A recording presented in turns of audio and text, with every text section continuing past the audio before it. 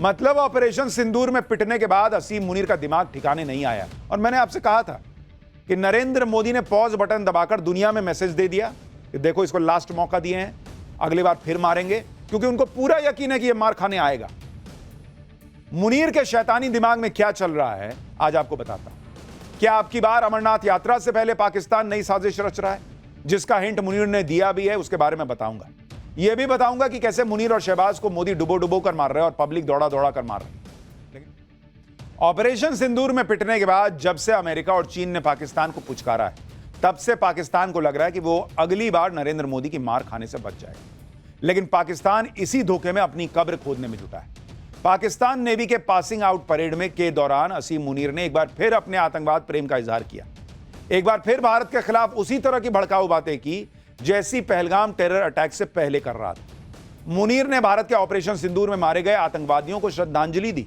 वो कैसे कश्मीर में आतंकवाद और आतंकवादियों को फुल सपोर्ट देने की बात कर रहा है, एक बार सुनिए इसको। मुनीर को इसको खुद के सपोर्ट के लिए दुनिया से भीख मांगना पड़ता है। कह रहा कि यहां कश्मीर में जो है वो समर्थन करेगा आतंकवादियों का। तुम करो ना, मारेंगे यहीं पे आप आतंकवादियों को, जैसे मार रही है ना हमारी सेना, मारती जाएगी। और ये तो मरेगा नहीं, ये तो उधर बैठा है बंकर में छुपेगा, यहां भेजेगा आतंकवादी। असीम मुनीर ने पहले भी इस तरह की बातें की थी, जिसके बाद पहलगाम अटैक हो गया था। अब असीम मुनीर फिर से वही सब करने लगा है। हाफिज सईद और मसूद अजहर जैसे आतंकी जिनकी ऑपरेशन सिंदूर से हालत खराब है, उन सभी आतंकियों की फौज को असीम मुनीर फिर से खड़ा करने की कोशिश कर रहा है। रिपोर्ट्स के मुताबिक पाकिस्तानी सेना ऑपरेशन सिंदूर में तबाह हुए आतंकी ठिकानों और ट्रेनिंग कैंप्स को फिर से बिल्ड बना रही है। एलओसी के पास दोबारा से आतंकी संगठनों के लिए हाईटेक ट्रेनिंग कैंप्स बन रहे हैं। रिपोर्ट है कि पाकिस्तान और पीओके में फिर से 13 लॉन्च पैड डेवलप कर रहा है। इसके अलावा जम्मू सेक्टर में इंटरनेशनल बॉर्डर पर भी 4 टेरर लॉन्च पैड बन रहे हैं। इस बार टेरर कैंप्स में रडार और सैटेलाइट को चकमा देने वाली तकनीकों का भी इस्तेमाल कर रहा है पाकिस्तान। यानी ये नहीं सुधरेगा, ये लिख के हमने आपको पहले भी कहा था, रख लीजिए, और वही हो रहा है। इतना ही नहीं, ऑपरेशन सिंदूर में मारे गए आतंकियों के जनाजे के बाद अब पाकिस्तानी फौज ने तबाह हुए आतंकी अड्डों के रेनोवेशन की जिम्मेदारी भी अपने कंधे पर उठा ली है। जैश और लश्कर के हेडक्वार्टर को दोबारा से खड़ा करने के लिए पाकिस्तानी फौज ने अपनी जेब से 40 करोड़ रुपए का फंड जारी किया। और यह सब असीम मुनीर के ऑर्डर पर हो रहा है, जो एक तरफ तो अपने पालतू आतंकवादियों को दोबारा भारत के खिलाफ खड़ा कर रहा है, दूसरी तरफ कश्मीर के नाम पर पब्लिक को भड़काने में जुटा है। एक तो अंग्रेजी में बोल किसके ले रहा है, पाकिस्तान में कितने लोगों को समझ ही आएगा। असीम मुनीर जैसी बातें कर रहा है, उससे लग रहा है कि पाकिस्तान को ऑपरेशन सिंदूर की दूसरी डोज देने का वक्त बहुत जल्दी आने वाला है। पिछली बार जब असीम मुनीर ने भारत के खिलाफ जहर उगला था तो पहलगाम में अटैक हुआ था, और इस बार भारत के खिलाफ मुनीर के भड़काऊ बयान अमरनाथ यात्रा से ठीक पहले आए। एक्सपर्ट्स के मुताबिक पाकिस्तान के आतंकवादी इस मौके पर टेरर अटैक की कोशिश कर सकते हैं। स्लीपर सेल और आतंकवादी सरगना मुनीर के बयान को आतंकी हमले का आदेश मान सकते हैं। अब असीम मुनीर की मंशा चाहे जो हो, लेकिन पाकिस्तान यह भी याद रखे कि अगर भारत पर दोबारा कोई आतंकी हमला हुआ तो ऑपरेशन सिंदूर पार्ट 2 वहीं से शुरू होगा जहां से भारत ने छोड़ा है ऑपरेशन सिंदूर पार्ट 1। और फिर कोई रहम की उम्मीद भारत से ना करें ये लोग। असीम मुनीर भी ये बात समझ रहा होगा कि ऑपरेशन सिंदूर के बाद पाकिस्तान में अब वो दम नहीं है कि वो भारत से पंगा ले सके। इसलिए असीम मुनीर अपनी कमियों को छिपाने के लिए भारत के खिलाफ बयान दे रहा है, क्योंकि ऑपरेशन सिंदूर में भारत से मुंह की खाने के बाद असीम मुनीर की पहले ही मिट्टी पलीद काफी हो गई।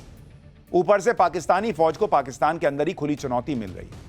बलूचिस्तान में विद्रोह इतना बढ़ चुका है कि पाकिस्तानी फौजियों को पकड़ पकड़ कर मारा जा रहा है। अब पाकिस्तान में इस्लामिक स्टेट खुरासान प्रोविंस की एंट्री हो गई, जिसने बलूचिस्तान के पहाड़ों में अपनी ट्रेनिंग कैंप बनाने का दावा किया है। तहरीके तालिबान पाकिस्तान ने भी अब पाकिस्तानी फौज पर हमले तेज कर दिए। अभी शनिवार को ही तहरीके तालिबान पाकिस्तान ने वजीरिस्तान में पाकिस्तानी फौज के काफिले पर सुसाइड अटैक कर दिया था। इसका वीडियो भी टीटीपी ने जारी किया है, जिसमें दिख रहा है कि पाकिस्तानी फौज की एक गाड़ी के पास ब्लास्ट होता है और वहां पर गोलीबारी भी होती है। इस हमले में पाकिस्तान के 13 फौजी मारे गए। टीटीपी ने 24 जून को भी दक्षिणी वजीरिस्तान में पाकिस्तानी आर्मी पर हमला किया था, जिसमें 2 आर्मी अफसर मारे गए। इनमें से एक पाकिस्तानी कमांडर मोइज अब्बास भी था, जिसने भारतीय वायुसेना के विंग कमांडर अभिनंदन वर्धमान को पकड़ा था। टीटीपी के साथ ही बलूचिस्तान में भी पाकिस्तानी फौजियों को चुन चुनकर मौत के घाट उतारा जा रहा है। पाकिस्तानी खुफिया एजेंसी आईएसआई के अधिकारियों और फौज के अफसरों की हत्याओं से मुनीर के फौज की भद पिट रही है। ऐसे माहौल में पाकिस्तानियों का ध्यान भटकाने के लिए भारत विरोधी बातें करना पाकिस्तान की फौज की पुरानी आदत है। और असीम मुनीर भी उसी आदत से मजबूर होकर यह सब कर रहा है। बड़बोले असीम मुनीर की बौखलाहट की एक वजह यह भी है कि सिंधु जल समझौते को लेकर नरेंद्र मोदी ना तो पाकिस्तान की गुहार सुन रहे हैं, ना उसकी गीदड़ बपकियों से परेशान हो रहे हैं, और ना ही किसी इंटरनेशनल प्रेशर में आ रहे हैं। इसी बात से पाकिस्तान का गला सूखा जा रहा है। आप देखिए कि पाकिस्तान की गुहार पर हेग में कोर्ट ऑफ आर्बिट्रेशन ने फैसला सुनाया है कि सिंधु जल समझौते को भारत रद्द नहीं कर सकता, तो भारत सरकार ने इस फैसले को अवैध करार दे दिया। भारत सरकार ने कोर्ट ऑफ आर्बिट्रेशन से दो टूक शब्दों में कह दिया कि भारत ने अंतर्राष्ट्रीय कानून के तहत अपने अधिकारों का प्रयोग करते हुए सिंधु जल समझौते को स्थगित किया है। किसी भी आर्बिट्री कोर्ट में भारत की कार्रवाइयों की वैधता की जांच करने का कोई अधिकार ही नहीं। भारत सरकार ने कह दिया है कि सिंधु जल समझौता तब तक रद्द रहेगा जब तक कि पाकिस्तान अपनी जमीन पर मौजूद हर आतंकवादी को खत्म नहीं कर देता, और तब तक भारत इस समझौते के तहत अपने किसी भी दायित्व को पूरा करने के लिए बाध्य नहीं है। यानी इंटरनेशनल कोर्ट को भारत ने कह दिया है कि ठेंगे से जाओ, हम ना मानते। सिंधु जल संधि को बहाल करने से साफ इनकार करते ही भारत ने पाकिस्तान पर इसके साइड इफेक्ट्स का ट्रेलर भी दिखा दिया। भारत ने जम्मू कश्मीर में चिनाब नदी पर सलाल डैम के 12 गेट खोल दिए जो बारिश की वजह से ओवरफ्लो हो रहे थे। अगर सिंधु जल समझौता लागू होता तो भारत को यह पानी रोकना पड़ता ताकि पाकिस्तान में बाढ़ की स्थिति पैदा ना हो, लेकिन अब कोई समझौता तो है नहीं। इसलिए अब डैम में ये जो पानी भरा है वो सैलाब बनकर पाकिस्तान की तरफ बह रहा है, जिससे वहां बाढ़ जैसे हालात बनने के आसार बन गए।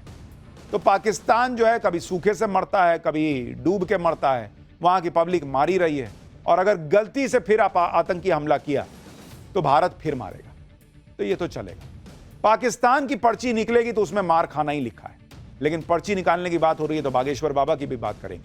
अखिलेश यादव का बागेश्वर बाबा पर बड़ा हमला, ऐसी कौन सी पर्ची है जिससे घबरा गए हैं इंडी वाले। एक कथा के 50 लाख। बागेश्वर बाबा का वो वीडियो जिसे देख लिया तो अखिलेश यादव सो नहीं पाएंगे। अब इसका चैप्टर खोल रहा हूं। जाति की राजनीति करते करते इंडी गठबंधन वाले अब ऐसे लोगों को भी टारगेट करने लगे हैं जो लोग हिंदू समाज में एकता की बात करते हैं। ऐसे ही लोगों में बाबा बागेश्वर है जो आजकल अखिलेश यादव के टारगेट पर है। एक तो बाबा बागेश्वर जातिवाद के खिलाफ बोलते हैं, दूसरी बात यह है कि पीएम मोदी उन्हें छोटा भाई कहते हैं, और इन दोनों बातों से बाबा बागेश्वर इंडी गठबंधन के निशाने पर आ चुके हैं। इसमें अखिलेश यादव ने यूपी में यादव बनाम ब्राह्मण के मुद्दे को लेकर अपनी पीडीए वाली राजनीति करते करते बाबा बागेश्वर को निशाने पर ले लिया। बाबा बागेश्वर का नाम लेकर अखिलेश यादव ने क्या नया दांव खेला है, जरा उसको पहले देखिए। पहले यादव बनाम ब्राह्मण करने की कोशिश की गई, अब बागेश्वर बाबा की दक्षिणा पर सवाल उठाया गया है। बागेश्वर बाबा पर अंडर टेबल पैसे लेने का आरोप लगा रहे हैं अखिलेश यादव। बागेश्वर बाबा को महंगा कथावाचक बताने की कोशिश कर रहे हैं। लेकिन बागेश्वर बाबा ने अखिलेश यादव के हमलों की परवाह न करते हुए कौन सा नया संकल्प ले लिया है, इसके बारे में आपको बताऊंगा। इतनी क्लिप्स में आपने गौर किया? अखिलेश यादव कह रहे हैं वो धीरेंद्र शास्त्री टेबल के नीचे पैसा नहीं लेता है क्या? लेते हैं क्या? धीरेंद्र शास्त्री, ना आचार्य धीरेंद्र शास्त्री, ना धीरेंद्र शास्त्री जी। और दूसरी तरफ देश के प्रधानमंत्री कह रहे हैं मेरे छोटे भाई धीरेंद्र शास्त्री जी। कहां धीरेंद्र शास्त्री बोल रहे हैं अखिलेश यादव, कहां धीरेंद्र शास्त्री जी बोल रहे हैं नरेंद्र मोदी। यही बहुत बड़ा फर्क, इतने में आपको सारी कहानी समझ में आ जाएगी।